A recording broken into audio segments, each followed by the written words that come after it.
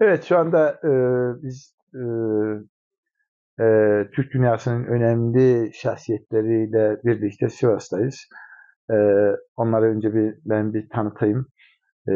Sizden ziyade bütün bu videoyu tanıyanlar izlesinler, tanısınlar. Çünkü tanışmak gerçekten çok güzel bir şeydir.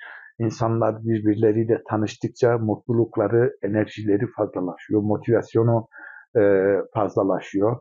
Onun için Türk dünyasının önemli şahsiyetlerinden birisi olan şair yazar Hamit Gence burada aramızda. E, Türk dünyasının yine önemli şahsiyetlerinden birisi olan Gabil Zimistanoğlu burada.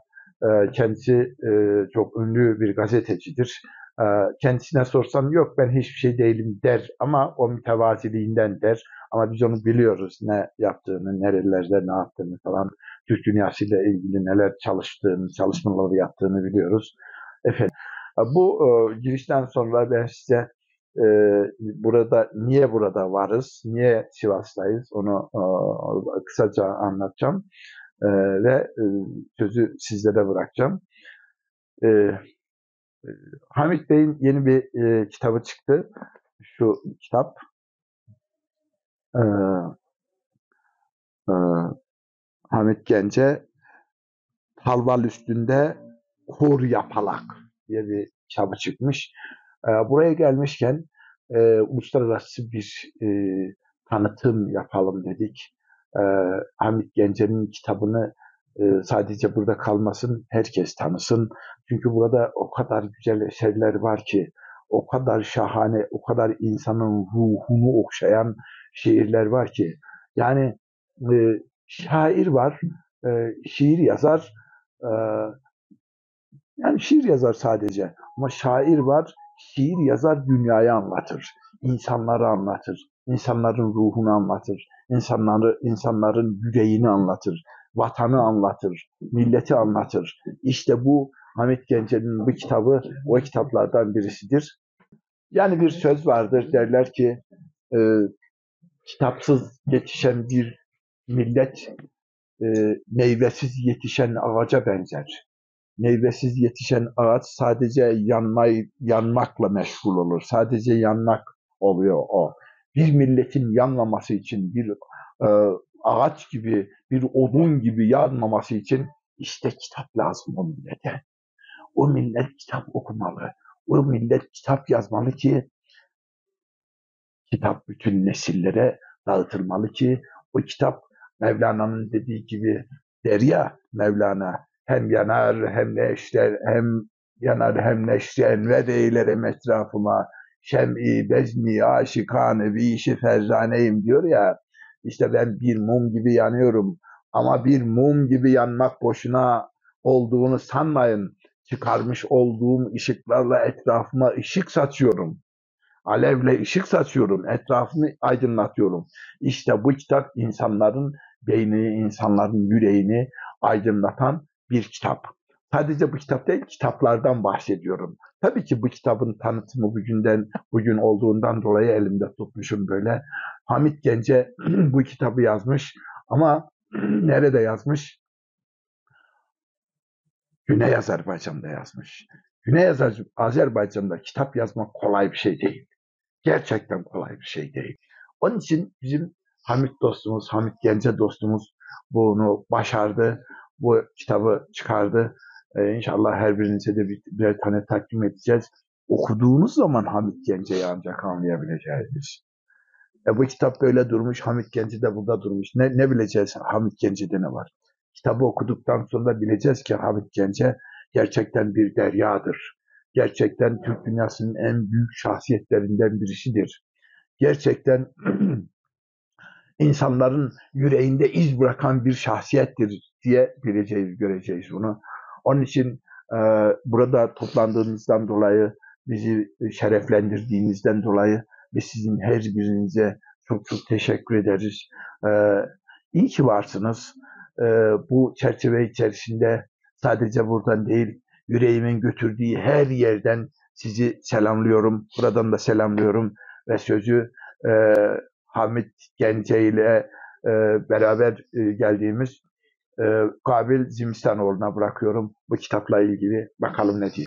Ona görə də biz Bakıda bunu qərar verdik və Həmid Gəncənin kitabını nəşr edə bildik. Şükür olsun Allaha ki, biz bugün Sivasda Cümhuriyyətin elan olunduğu bir şəhərdə sizlərin sayəsində bu kitabda olunan o şeirləri indi mən oxuyacağam. Əgər icazənizlə siz dinləyin, görək Həmid Gəncə necə şairdir, nələrə toxunur, hansı məqamlara toxunur. Doymadım. Heycan atdım, gənclərimdə qış gördüm. Hamarladım, yolu yenə daş gördüm. Dədələrin gözlərində yaş gördüm, yaz qurtardı. Mən bu yazdan doymadım. Gah ağladım leyləklərin gölünə, bulaq başı yetim qızlar əlinə, igidlərin buz bağlayan dilinə, yaz qurtardı. Mən bu yazdan doymadım.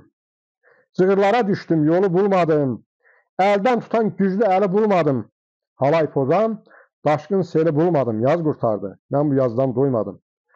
İlk növbədə, bəlkə də bunu ilk anda oxuyanda Həmid Gəncənin hardasa bir təbiət şairi olduğunu insanlar belə başa düşər, belə anlayar. Amma bu təbiət şairi deyil.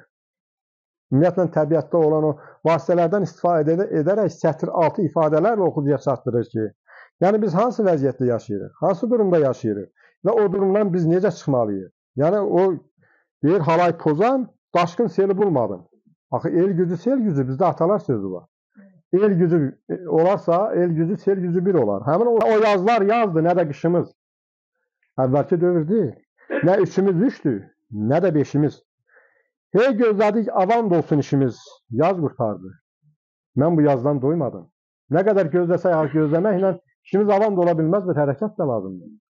Bir şüurlarda o milli şüur, milli düşüncənin inkişafı da lazımdır. Gözləri açmaq, pərdəni aradan götürmək də lazımdır. Yəni o məsələlər, o məqamlar şair Həmid Gəncə kimi insanların boynuna düşüb. Onların quzu otarıram xəyal düzündə, yuxu yuvarlanır itin gözündə, nə günahı yayın, qışın, yazın da yaz qurtardı. Mən bu yazdan doymadım. Tonqallandı illər üstünə, qılınc çəkir at oynadır qəsdinə, közərməmiş kör eylədi tüstünə, yaz qurtardı. Mən bu yazdan doymadım. Yaxud öz ürəyimdə şeir deyir ki, kimsənin oxşarı deyiləm, inan. Çırpınan dəliyəm öz ürəyimdə. Kütən bənövşəyəm, daş arasında, dərdimi çəkirəm öz ürəyimdə. Baharı yaşadım, payız yaşadım, qar küləyi nəfəsimdə daşıdım. Yayın oğlan çağı yaman üşüdüm. Görən çiçəklənər, yaz ürəyimdə. Haqlı boğazında düyün qəhərəm. Halsız ata hazırlanmış yəhərəm.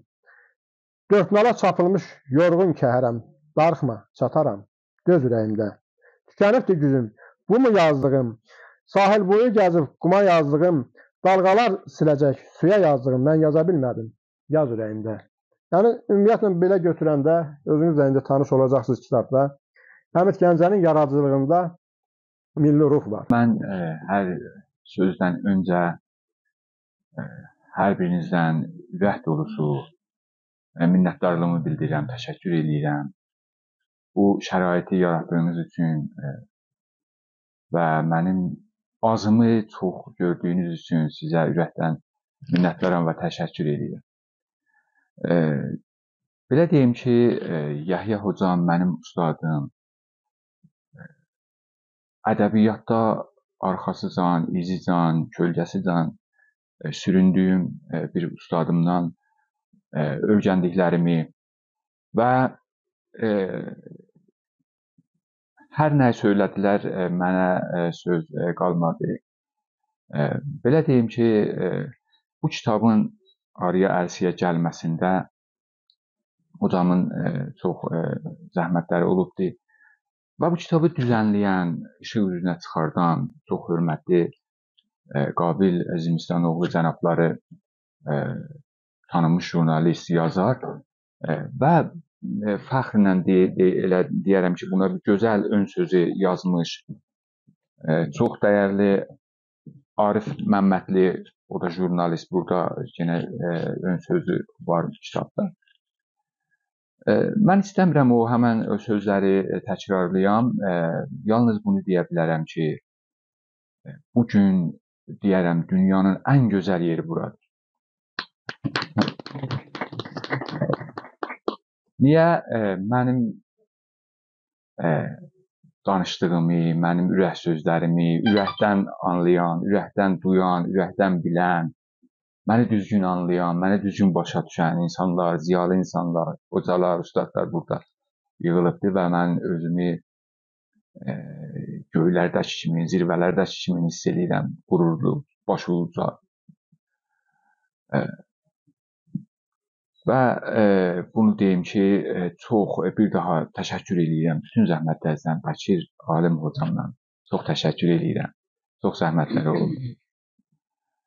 İnsanlarla bizi tanış elədi, ziyalı ustadlarla bizi tanış elədilər. Hər halda Qabil Zimistanoğlu qardaşım olmasaydı, bu kitab Ariyasiya gəlməzdi. Yəni bu kitab Azərbaycanda zəhmətin çəkdi bu kitabı redaksiyasına, hər bir şeyinə zəhmət çəkdi və bu kitabı Ariyasiya gəldi. Və mənim ilk kitabım olduğu üçün də biraz mənə çox gözəl təəssürat bağışladığı üçün hər birinizdən təşəkkür edirəm. İcazənizlə buradan mən bir şeir oxuyum qulluğunuza. Çox Bəlkə ruhumdur tələsir, cismimdə ruhumdur əsir, bir həsir, bir Məməd Nəsir, qara yolda yolçuyam mən. Çəlik dəmir, çarıq dəmir, kor cığırda yazıq ömür, nə səs vardı, nə də səmir, qara yolda yolçuyam mən. Ağlayan var, gülən vardı, dörd çevrədə ilan vardı, bu yolda çox ölən vardı, qara yolda yolçuyam mən. O körpünü gərək keçəm, bir ağıdı gərək içəm, dənsiz quru zəmi biçəm, qara yolda yolçuyam mən. Şüşəsi tim basmış fınar, altı dərə, üstü duvar, yol boyu minlər cığır var, qara yolda yolçuyam mən. Uzaqlarda toy qalıbdı, körpsüz bir çay qalıbdı, bulud atda ay qalıbdı, qara yolda yolçuyam mən. Təsərrüfatı ifadelərdən istifadə edir.